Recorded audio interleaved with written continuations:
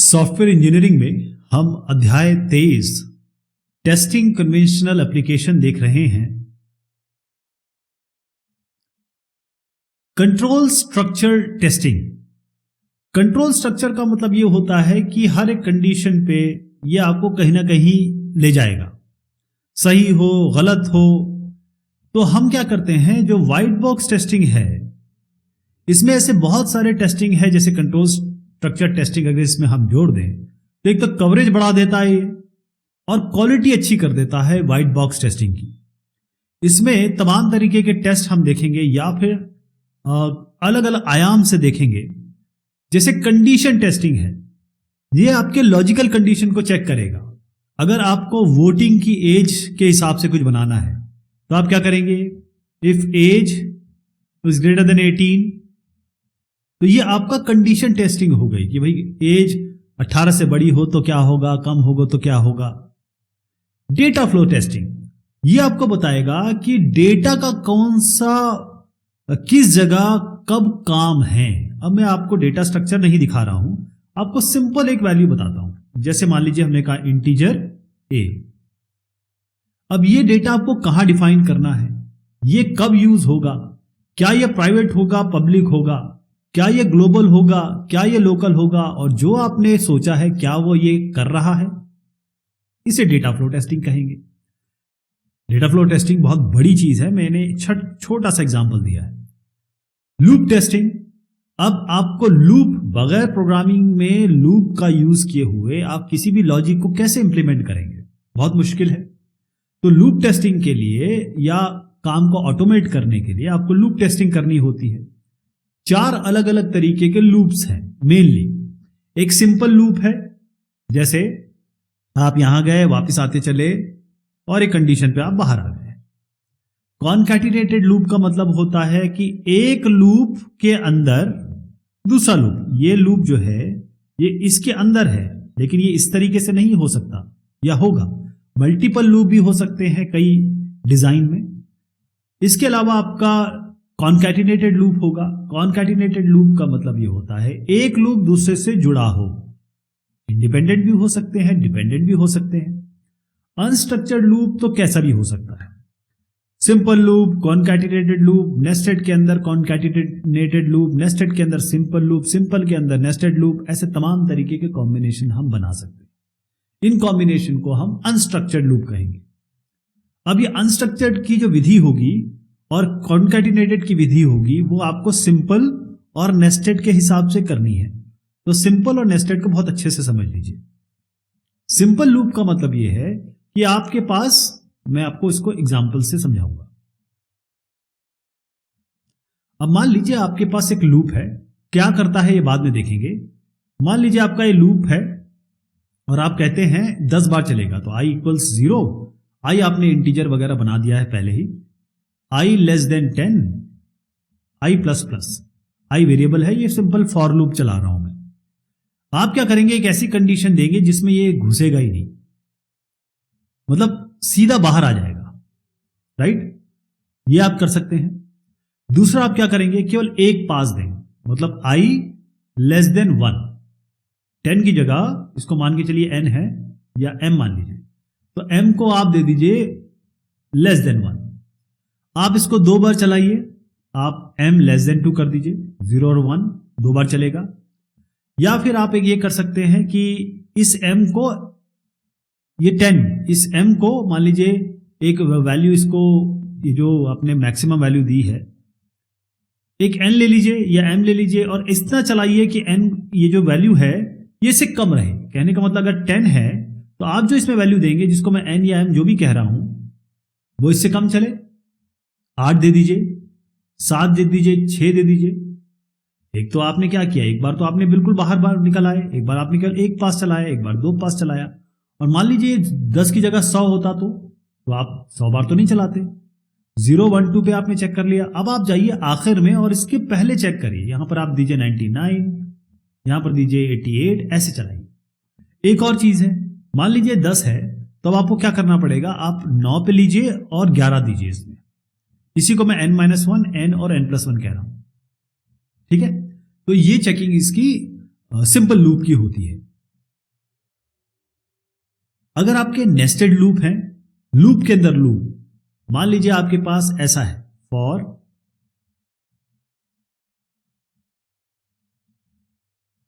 इसके अंदर एक और फॉर है,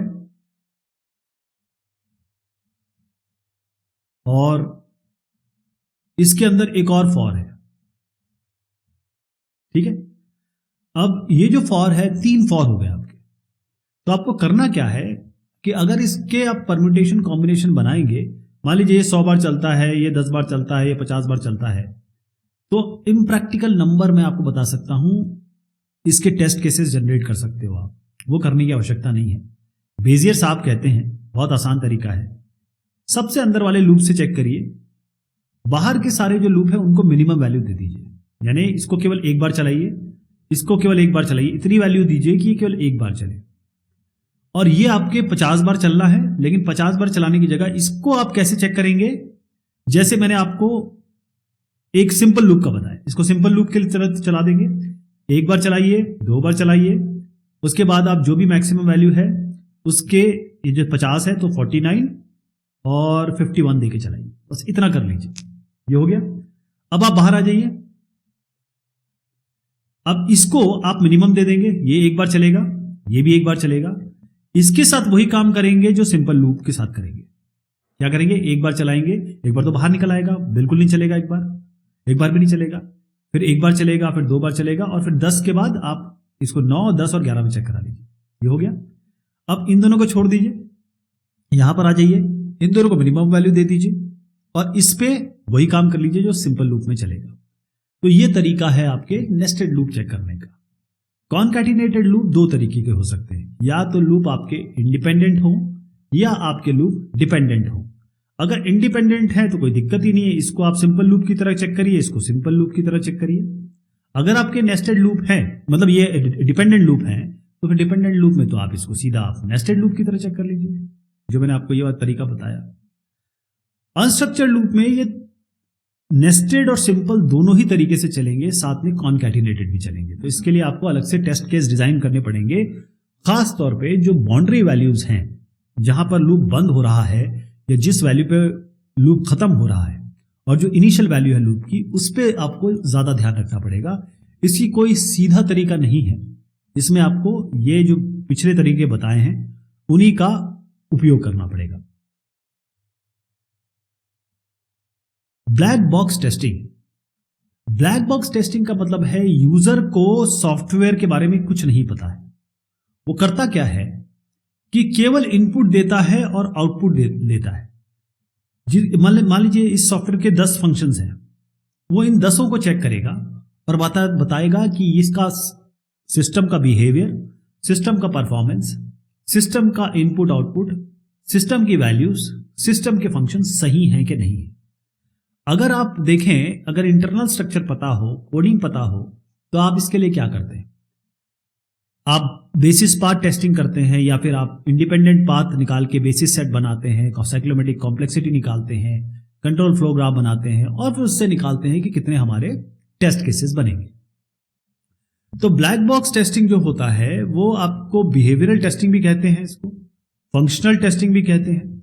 इनका मेन जो ध्येय या मेन लक्ष्य होता है वो यह है, सॉफ्टवेयर जिस काम के लिए बनाया गया है, सॉफ्टवेयर की 10 फंक्शनैलिटी है, ये 10 फंक्शनैलिटी, ये 10 कार्य ये सही से कर रहा है कि नहीं कर रहा है।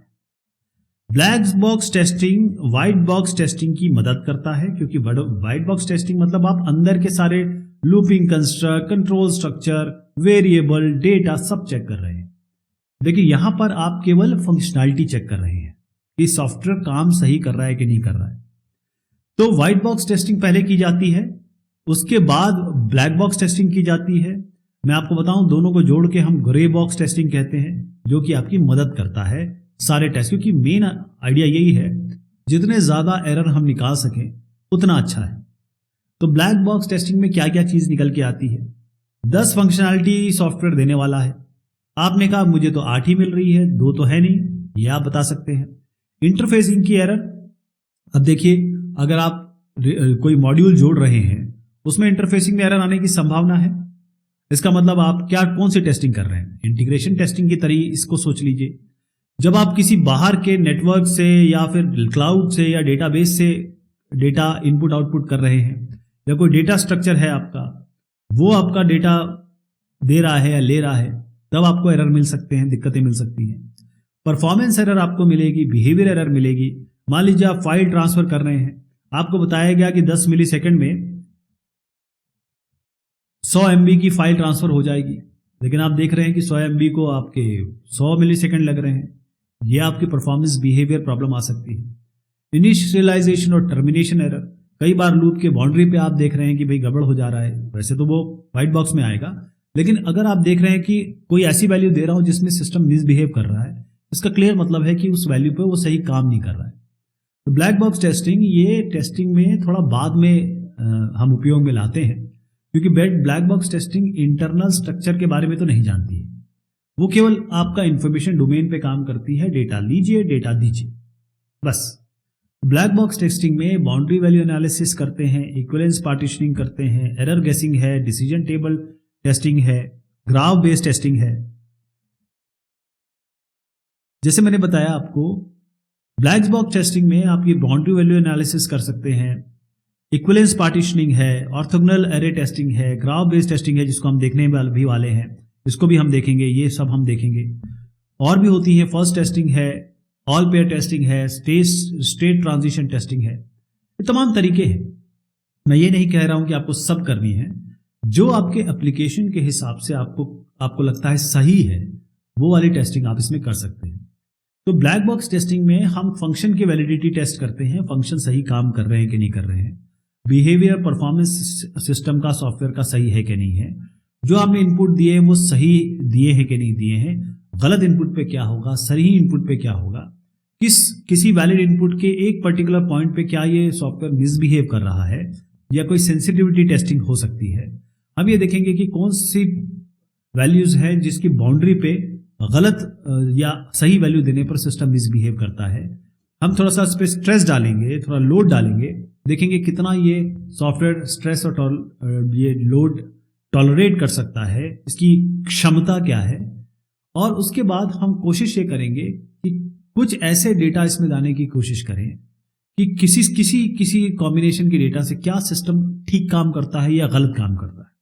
ब्लैक बॉक्स टेस्टिंग का मेन ये है, स्कैन करना, एन्यूमरेट करना, पेनिट्रेशन करना। हमारा ये स्ट्रक्चर अंदर के सोर्स कोड में जाने का कोई विचार नहीं है। ग्राफ बेस्ड टेस्टिंग, ग्राफ आप देखिए डायग्रामेटिकली भी अच्छा लगता है और आपको क्लियर पता चल जाता है कहां क्या हो रहा है। तो बेटर ये रहता है कि कोडिंग को समझने से पहले या उसमें जाने से पहले आप इसका एक बढ़िया कंट्रोल फ्लो ग्राफ बना लीजिए या ग्राफ बेस्ड टेस्टिंग कर लीजिए। होता यह है कि जब हम ब्लैक बॉक्स टेस्टिंग करते हैं, आपको याद होगा मैंने आपको जब व्हाइट बॉक्स टेस्टिंग के बारे में डिस्कशन कर रहे थे तो हमने कहा था कि भाई टेस्ट केसेस डिजाइन करने के लिए हम क्या करेंगे, हम ये कोशिश करेंगे कि हम साइक्लोमेटिक कॉम्प्लेक्सिटी निकालें, नंबर ऑफ टेस्ट केसेस इससे पता चल जाएंगे, कंट्रोल फ्लो ग्राफ बनाएं तो उससे हमको इंडिपेंडेंट पाथ पता चल जाएंगे, उसी का एक सेट लेके हम टेस्ट केसेस जनरेट कर लेंगे।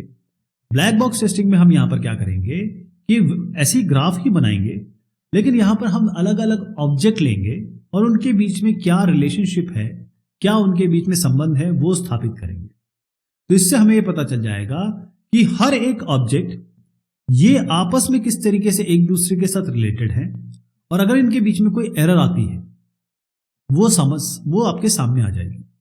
तो हम शुरुआत कैसे करेंगे, हम एक ग्राफ बनाएंगे। ग्राफ का क्या है मतलब, हमारे पास कलेक्शन होंगे नोड्स के। ये जो नोड्स हैं इनको हम कहेंगे कि ये एक ऑब्जेक्ट है। इनके बीच में जो लाइनें होंगी वो आपका रिलेशनशिप बताएगी इन ऑब्जेक्ट के बीच में क्या है। मैं इसका एग्जांपल भी बताऊंगा आपको। हर एक जो नोड है इसका एक वेट डाल देंगे।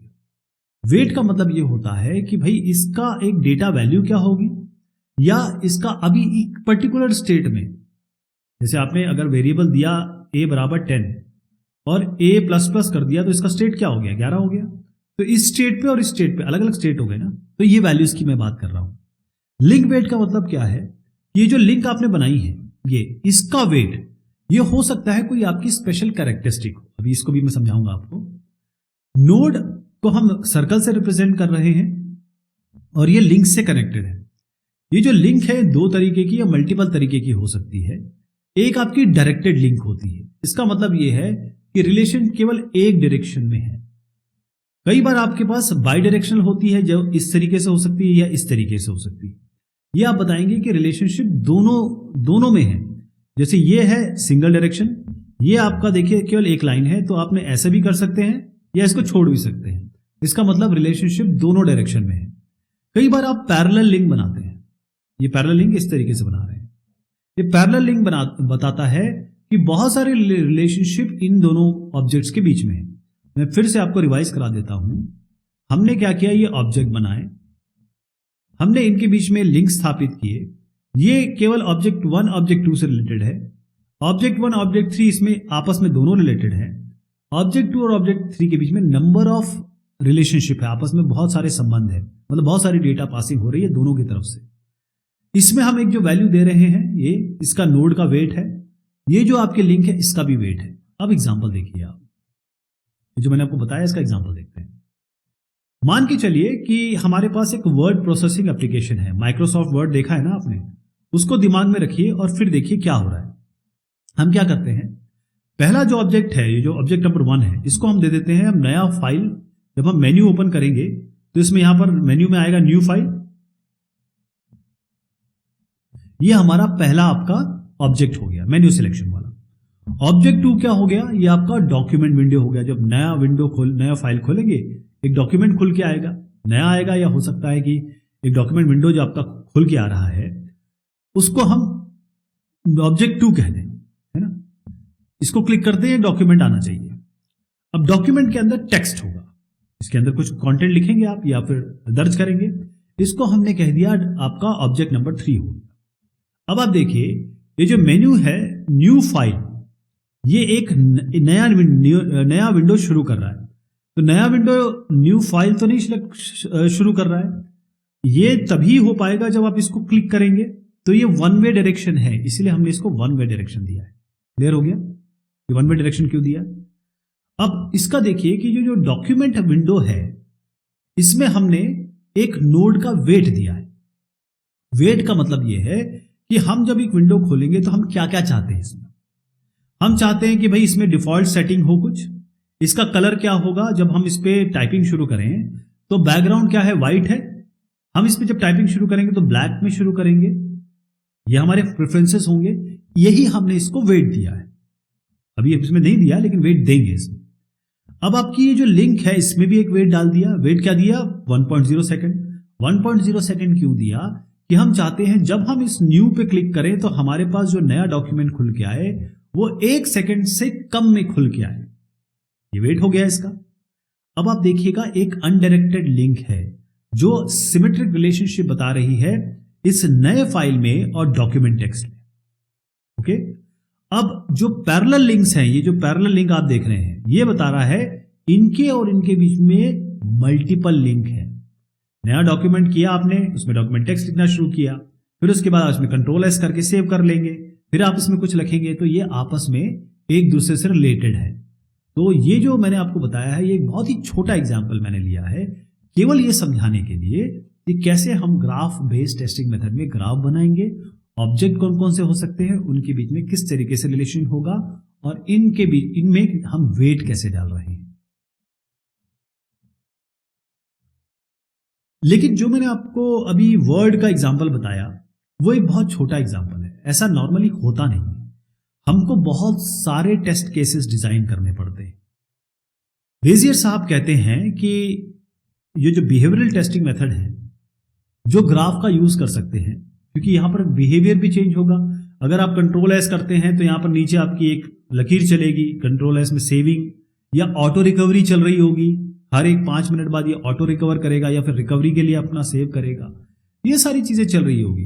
तो इतनी सारी चीजों के लिए अगर आप माइक्रोसॉफ्ट वर्ड यूज करते हैं तो आप देखते हैं कि इतना बड़ा, इतना कहें कि इवेंटफुल सॉफ्टवेयर है वो, उसमें इतनी सारी चीजें हो सकती हैं। आप स्पेल चेकिंग कर सकते हैं, आप थुसारस या मीनिंग देख सकते हैं, एंटोनिम सिनोनिम देख सकते हैं, तमाम चीजें कर सकते हैं। तो उसके लिए बहुत सारी चीजें हैं जहां पर आप ये बना सकते हैं। जैसे ट्रांजैक्शन फ्लो मॉडलिंग है ट्रांजैक्शन फ्लो बताता है कि कैसे ट्रांजैक्शन हो रहा है, पैसे का लेन देन की बात अगर आप जानते हैं। अब मैं एग्जांपल भी बताऊंगा, जैसे इसी को दिमाग में रखिए, लेकिन और भी एग्जांपल समझिए। जैसे अगर आप मान लीजिए रिजर्वेशन कराना चाहते हैं, रिजर्वेशन जब आप करा रहे हैं तो आप क्या करेंगे कि मान लीजिए कि आपने फ्लाइट की इंफॉर्मेशन देखी, इसके बाद क्या होगा, जैसे फ्लाइट की इंफॉर्मेशन देखी आपने, तो आप कोशिश करेंगे कि भाई देखे तो सही अवेलेबल है कि नहीं। तो यहां पर ये किसके पास जाएगा, इसके बाद दूसरा ऑब्जेक्ट होगा वैलिडिटी अवेलेबिलिटी प्रोसेसिंग, कि भाई ये इसकी इस फ्लाइट की अवेलेबिलिटी है कि नहीं। तो इस तरीके से आप ट्रांजैक्शन फ्लो मॉडलिंग कर सकते हैं। एक और तरीका हो सकता है फाइनाइट स्टेट मॉडलिंग। इसमें क्या होगा कि हर एक स्टेट, क्योंकि देखिए मैंने आपको जैसे बताया कि आपने वेरिएबल ए डिफाइन किया 10, अब इस ए में +1 कर दिया तो ये ए बराबर 11 हो गया ना, इसका स्टेट चेंज हो गया। तो स्टेट चेंज होगा जो यूजर देख सकता है, सॉफ्टवेयर में जब देख सकता है तो हर एक स्क्रीन को आप बना दीजिए ऑब्जेक्ट। ऐसा भी हो सकता है, जैसे मान लीजिए कोई क्लर्क कोई फोन ऑर्डर ले रहा है, तो हर बार कुछ ना कुछ चेंज होगा, तो आप लिंक बना सकते हैं कि अभी स्टेट में है ऑर्डर लिया, अभी स्टेट में है कि कॉल कनेक्टेड हो गया, इस स्टेट में आप गए कॉल डिस्कनेक्ट हो गया, पेमेंट दीजिए, या जो भी चीज आप इसमें जोड़ना चाहते हैं। एक और एग्जांपल देखिए इसी का, फाइनाइट स्टेट मॉडलिंग का एक और एग्जांपल आपको बताता हूं ताकि आप समझ जाएंगे कैसे ग्राफ बनाया जाएगा। जैसे आपने कहा ऑर्डर इंफॉर्मेशन, तो ऑर्डर इंफॉर्मेशन आपने कोई भी जानकारी के लिए ऑर्डर किया, ये किससे वेरीफाई होगा, इन्वेंट्री, आप जैसे इन्वेंट्री चाह रहे हैं कि भाई मुझे ई कॉमर्स वेबसाइट पे कुछ खरीदना है, तो वो इन्वेंट्री चेक करेगा ये चीज है कि नहीं। जब चेक हो गई तो अब ये सिले खरीदना चाहते हैं तो ये जाएगा किस पे, बिलिंग पे, क्योंकि अब आपको पैसे देने हैं इसको खरीदने के लिए। तो इस तरीके से छोटे छोटे एग्जाम्पल हैं जो आप इससे समझ सकते हैं। एक डेटा फ्लो मॉडलिंग है। डेटा फ्लो मॉडलिंग में जो आपने नोड बनाने हैं वो डेटा ऑब्जेक्ट होंगे, और ये जो लिंक है ये इसको एक डेटा ऑब्जेक्ट को कैसे दूसरे में परिवर्तित करती है वो बताएगा। जैसे इसका भी एक एग्जांपल देखिए, मान लीजिए कि आपका कोई वेज है, पैसा आपको मिलता है, सैलरी मिलती है, हमको GW कर, अब आप चाहते हैं कि भाई कितना टैक्स इसमें रखा जाएगा या नहीं रखा जाएगा, कितना टैक्स डिडक्ट होगा। तो इसमें आप इसको FTW जितना टैक्स डिडक्ट होता है 0.62 या जो भी नंबर, आप एक एग्जांपल दे रहा हूं मैं, इससे मल्टीप्लाई कर दीजिए। तो अब जो मल्टीप्लाई करके जो चीज आई है ना, वो उसने डेटा को चेंज कर दिया है, तो ये डेटा फ्लो हो जाएगा। टाइम मॉडलिंग में अब समय चेंज हो रहा है, सीक्वेंस चेंज हो रहा है, तो जब आप प्रोग्राम ऑब्जेक्ट्स लेंगे, यहां पर आप जो नोड्स लेंगे वो प्रोग्राम ऑब्जेक्ट होंगे, और ये आपको बताएगा कि कैसा सीक्वेंस है, पहले ये था, फिर ये हो गया, फिर ये हो गया। लिंक वेट जो होंगे आप जो होंगे वो आपको बताएंगे कि कितने बार में ये चेंज हो रहा है, कितने बार प्रोग्राम में ये अपना समय के हिसाब से अपने आप को चेंज कर रहा है, किस समय क्या स्टेट ले रहा है, या क्या सीक्वेंस के हिसाब से ये कितना चेंज हो रहा है, 5 सीक्वेंस में इतना चेंज हो रहा है, 10 सीक्वेंस में इतना चेंज हो रहा है। इक्विवेलेंस पार्टीशनिंग, अब इसकी चर्चा हम करेंगे अगली बार। तब तक के लिए शुक्रिया, मेहरबानी आप सबकी।